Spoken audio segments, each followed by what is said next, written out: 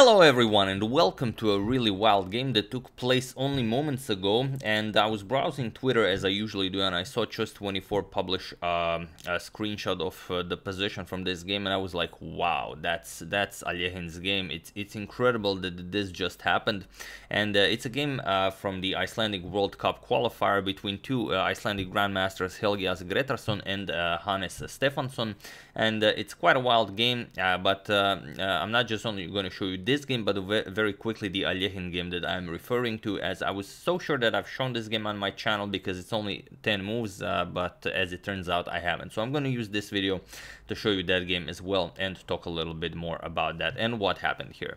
So getting to this game, White opens with d4. In the game that I'm referring to, Alekhine opened with e4, but that's pretty much besides the point. We have knight to f6. Stefansson goes well, for a bit of a side development. Maybe he's gonna go e6, maybe d5, maybe g6, so keeping his options open. We have c4 and now e6. We have knight to f3 and b6, and here we have the queen's Indian defense. Players kind of stopped using this a little bit after AlphaZero completely crushed it, but as you can see, it's still being played even amongst the grandmasters. So here a3. This is the Petrosian variation against the Queen's Indian, and bishop to b7. Continuing development, fianchettoing the light square bishop, knight to c3, and now d5. Striking in the center, we have captures on d5, knight captures, and now queen to c2. So up until this point, this is all standard theory. These are all very much top moves. We have knight captures. White is preparing e4, so you might as well capture it right away. Captures, and now knight to d7. Preparing to strike in the center with c5, as White does have a very strong center, and if e4 is played, as the queen also guards that, it will be even stronger. So here e4, and now Black immediately strikes with c5. We have bishop to f4, and now a trade in the center. Captures, and rook to c8. And again, up until this point, this has all been played. We have queen to b3, and now in all of the games that reach this position, bishop to e7 is the go-to move, but here we have h6 by Stefansson, and this is a new move in the position. So already as of move 12, we have a completely new game, and this is also one of the engine's favorite moves. So I imagine it's a prepared line. White continues development. His king is still in the center of the board, so he needs the castle. So bishop to d3, and now g5, expanding on the king side a little bit, putting pressure on that bishop to g3, and now comes bishop to g7. So what do you play here? Of course, bishop to d6. You don't want to just castle and then allow Black to castle and play that game.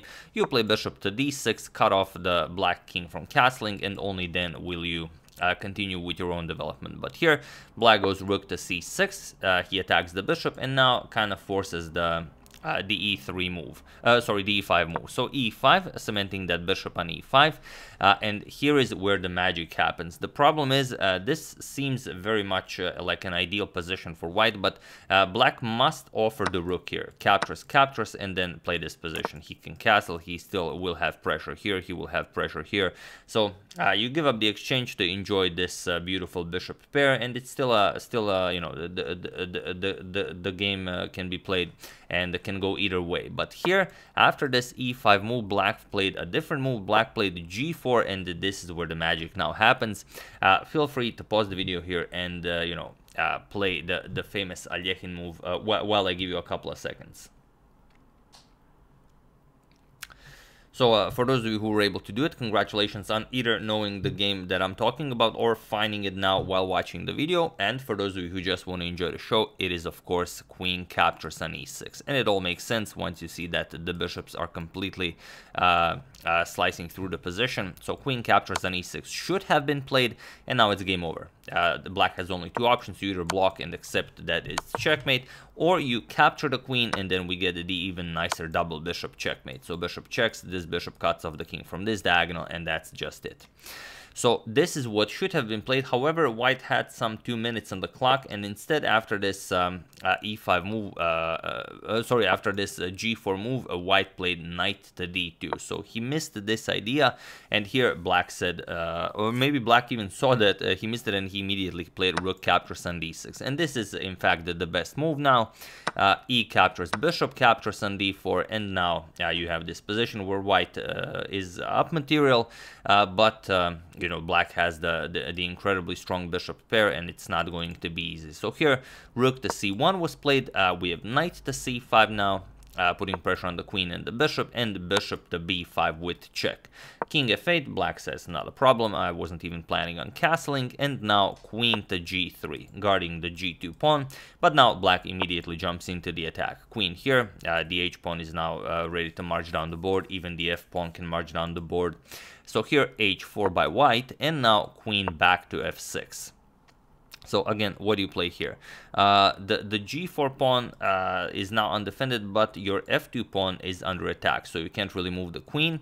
So d7 now, with ideas of delivering this check, could be very scary, and then you also have support for pushing the pawn, but just king to e7. Black prevents this. We have rook captures on c5, and now bishop captures on c5, and queen to c7, gaining support for this push, because now this would come with a double check from the new queen and from the queen on c7. So black needs to defend against this, but then he also loses the bishop. But it's not a problem, as black also has a trick up his sleeve, queen a1 followed by captures the rook. But white's position is very much unplayable already. So rook to d8 was played, queen captures on b7, and now queen to a1 with check. King has to move, king e2, now queen captures on h1, and it seems like the position is very scary because the pawn is on d7, it's very well defended, the queen is also on b7, but it's hard to bring this knight into the attack, and even if you could place this knight anywhere on the board, it would still be very hard. Like even if you just put the knight here, the king just moves, it's not a problem. I mean, it's a weird thing to say, but there really isn't a way for white to go for any sort of an attack here. So bishop to c6, adding another defender here. And now queen to a1. Black needs to bring the queen back into the game. Queen captures on a7. Now queen e5 check. We have king to d1. Now bishop captures on f2. We have queen to a4, and now black just goes for f5. The pawns are now marching down the board, and you don't really have anything. Any sort of check here can be met with bishop to c5. That's not even a threat. So h5 was played here, not allowing black to further expand, and now just queen to d4, offering a queen trade. White says, all right, there's really nothing better here. I'm just going to deliver check here. So we're going to trade on b4. We have captures, and now black doesn't even try and figure out a way how to win this game. He just gives up the rook for bishop and pawn, and he's up 2 pawns. So this is a completely winning endgame. So bishop captures, king captures was played, king to e2, bishop to g3, and now after king to d3, king to c6, and it was in this position that Helgi Gretarsson resigned the game, as there is nothing more to be done here. He's simply down too much material, and this is a very easily winning endgame for black. So really exciting stuff, and while the game is impressive, it's incredible that white missed this move, regardless of him being only 2 minutes on the clock, because if you've ever seen the game Alekhine versus Radić 1931 in Banja Luka, the simultaneous exhibition, you do not miss queen captures on e6. That's you know, it's just one of those games. I remember the first time I saw this game, I only joined the chess club, and I had one book with, like, I think it was actually a book on Alekhine, like all of Alekhine's important games, and it was, I think, the first game in this book, and I was so happy when I saw this game. I you know, learned it by heart, and I constantly played this variation of the French, hoping that I would also be able to crush my opponents with such a move. But here, as I haven't shown this game on the channel, I'm going to show it now. So here it is, the game that immediately you know, gets you to spot the move, Alekhine versus Radić, the simultaneous exhibition in Banja Luka. There's even a photo of this event. There is Alekhine in 1931. There's the simultaneous exhibition. You can see a lot of spectators there, and the players are below. Of course, the quality isn't amazing, but I mean, it's from 1931, so it's good that we have anything. And also here is there exists a photo of his opponent. This is the gentleman. Milorad Vasic. He was born in 1903, and he was a musician and a pioneer of football in Bosnia, in Gradiška. If any of you are from there, you might also know this. But yeah, to check out the game, it's super short, only 10 moves, so let's see how it went and why. You have to immediately spot queen captures on e6. Whoever you're playing, whatever the time control, it simply must be found. So here e4, we have e6, and of course, as we already said, it will be the French. Alekhine went knight to c3 and bishop to b4, so nothing out of the ordinary, the Wiener variation of the French. And Alekhine doesn't go for this e5 move, that's kind of the mainline theory, but rather bishop to d3. We have bishop captures on c3, b captures and h6. Black prevents white from, I guess, reaching any g5 squares in the future.